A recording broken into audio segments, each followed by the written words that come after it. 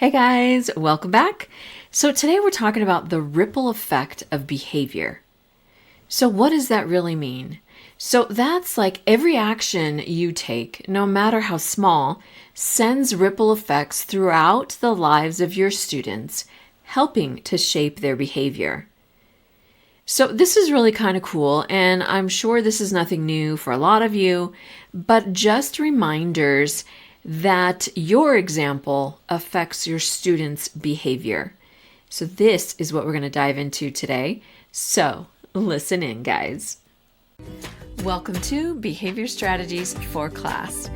I am Diane Bachman, your behavior paraprofessional with over 15 years of experience working in special education. And I'm so glad you're here because I'll be teaching you about social-emotional learning, behavior strategies, trauma-informed care, and more. So if you are tired of being frustrated and not knowing what to do with your students who have challenging and disruptive behavior, you're in the right place. Now, if you're ready to become more equipped to help your students learn and grow, let's listen in to today's episode. But before we get started, please leave a review if you have not done so already. I would love to hear from you. And also hit that subscribe button, share the podcast, share this episode with other educators so that we can continue to learn and grow from each other. So, like I said, we're talking about ripple effects of behavior.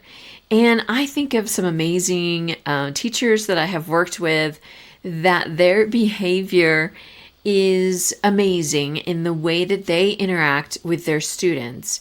And realizing, or I don't know if they do realize, like what the ripple effect is that they have on their students when they greet each other every day, when they don't lose their temper, but they still are authentic and share their frustration and just give the students a moment in getting to know their teacher and know like she's for real and she's having a tough time right now. What can I do? And sometimes I've seen like teachers just sit in that silence for a minute and having students realize, sometimes how their behavior also has a ripple effect on you as the teacher in the classroom.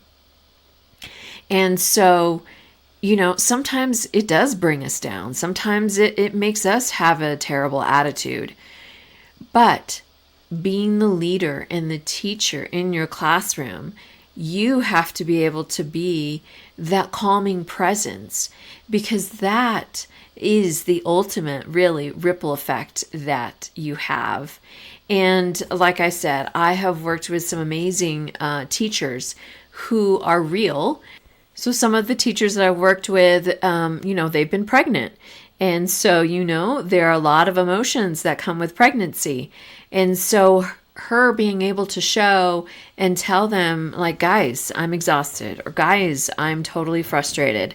We need to just sit here for a minute, or she's frustrated that kids constantly interrupt her, and being real, but also still in a caring and calm way.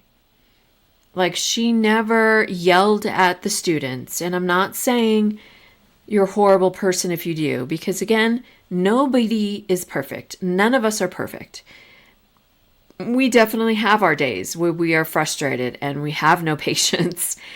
But ultimately, I think that you guys are great at still controlling yourselves, keeping your emotions in check when you're in the classroom, because you are the example for your students. And the energy that you bring, again, has that ripple effect on your students. So what do you want your ripple effect to be? So I've seen teachers greet their students every morning at the door. I've seen teachers who let their students come in, put all their things away, and they go to the rug. And that's where those students greet the teacher. I've seen students line up outside of the classroom before they go in and then greet the teacher as they go in. I've seen teachers give nicknames to students as they walk in to their classroom.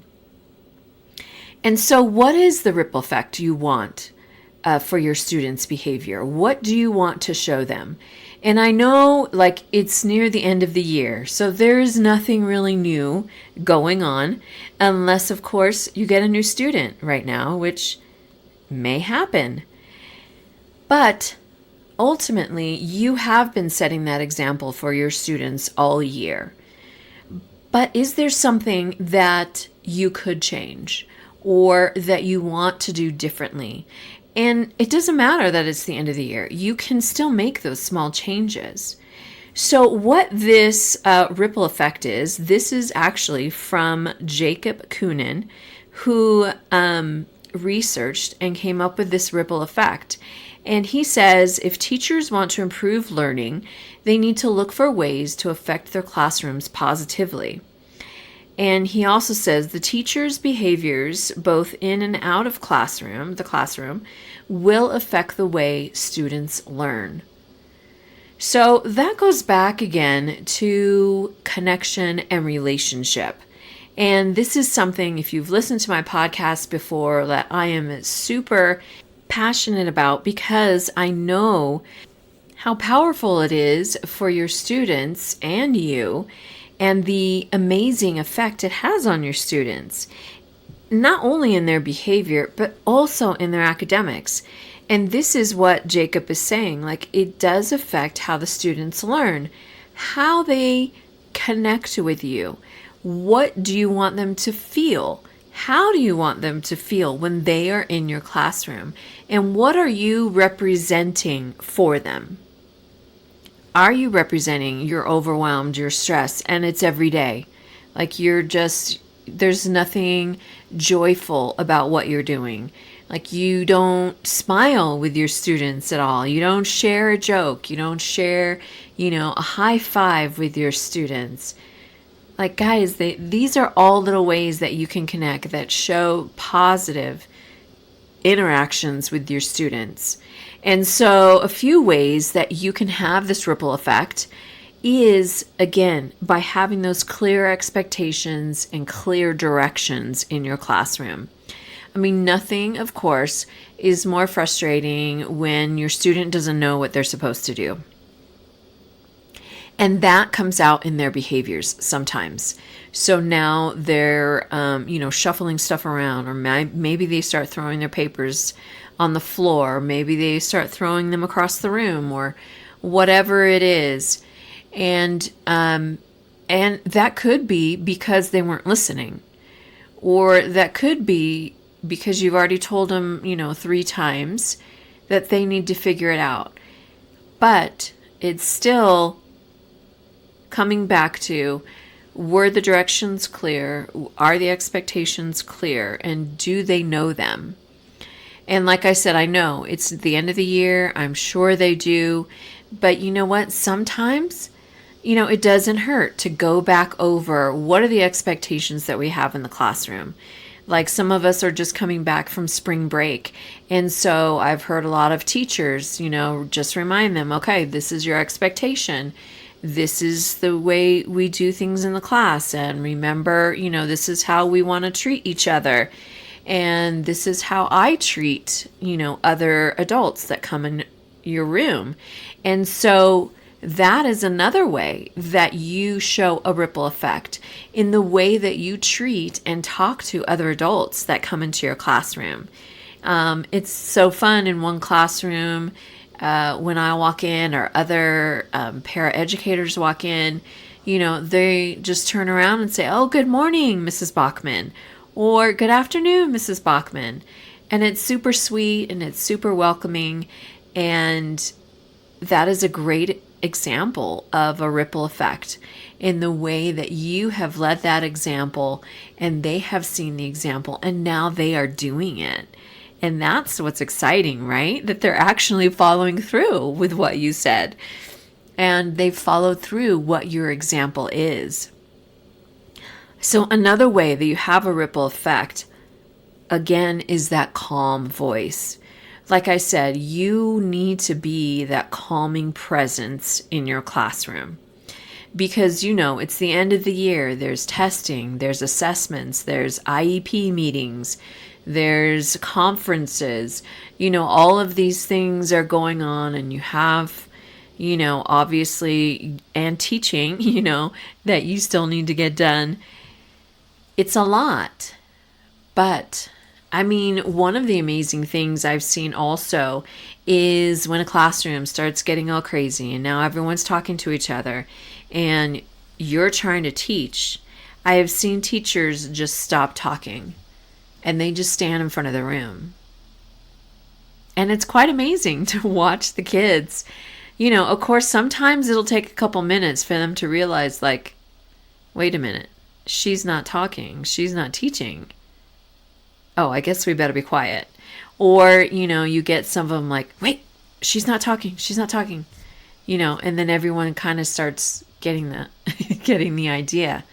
Or I've seen teachers start to whisper to get everyone's attention. And so these are calm ways to get the attention of your students, because you don't want to be yelled at. Your students don't want to be yelled at. And you trying to raise your voice above all of your, 20, 30 students, like you could be in a yelling match constantly all day long. But that just wears out your voice, right? So you want to have that calm voice, that calm presence in your classroom. And that calmness sends that ripple effect throughout your classroom. It really does work, guys. If you have not tried it yet, I encourage you, try whispering and see how your class reacts. Another way that you have a ripple effect is that positive attitude. Now, I told you before, having your students having that sassy attitude or smart aleck attitude, it does sometimes rub off on you and you want to give it right back to them and be sassy right back to them. But for me, I have to remind myself I am the adult, so I have to be that example. There are some students we have that we can joke with them and be a little sarcastic with them, and that is a lot of fun. But we still have to remember, we are still the adult. We still have to be the example. And having a positive attitude, guys, is so amazing in how it does have a ripple effect in your classroom. Because honestly, students are excited to be in your room. Then they're excited not only to be in your room, now they're excited to learn from you. They are ready. They're on attention. They've got their pencil, their paper. They are ready to take notes. I'm telling you, it does work. I have seen it over and over again with some amazing teachers who have that positive attitude. And granted, again, I know we're not perfect. It's not going to be every day that we're joyful and have this wonderful positive attitude about life 24/7. That's not realistic. I get it. But overall, if you can try your best to have that positive attitude, look for something good. You will find it. I guarantee you will find it, because there really is so much good and we need to find it. So share that positive attitude, because that has definite ripple effects in your classroom. So again, according to Jacob Kounin's ripple effect, you are the example in your classroom, and your behaviors affect the way your students learn. And some of the ways that you have this effect is through your clear expectations and your clear directions, your calm voice, and your positive attitude. If you have not realized this yet, I encourage you, try one of these: calm voice, a positive attitude, and watch the way your students' behaviors change. Now, I'm not saying those who have some pretty challenging behaviors that have other reasons for those behaviors, those are not automatically going to change because you now have a positive attitude. But it will still impact that student, because that student is behaving that way for a certain reason, and they may never have seen an adult with a positive attitude. They may not have seen an adult with a calm voice. Guys, that's huge for some of your students. So remember that your behavior is the example that your students need. So, in the midst of the crazy time coming to the end of the year, remember your behavior sends ripple effects throughout your classroom. And so, what behaviors might you change, or might you try, that will send even more positive ripple effects throughout your classroom? Before we go, I want to share this quote from Anita Wandrag. She says, "Students follow your tone and your intentions more than your words. Remember, you are modeling even more than teaching facts. Find joy every day." Again, that positive attitude.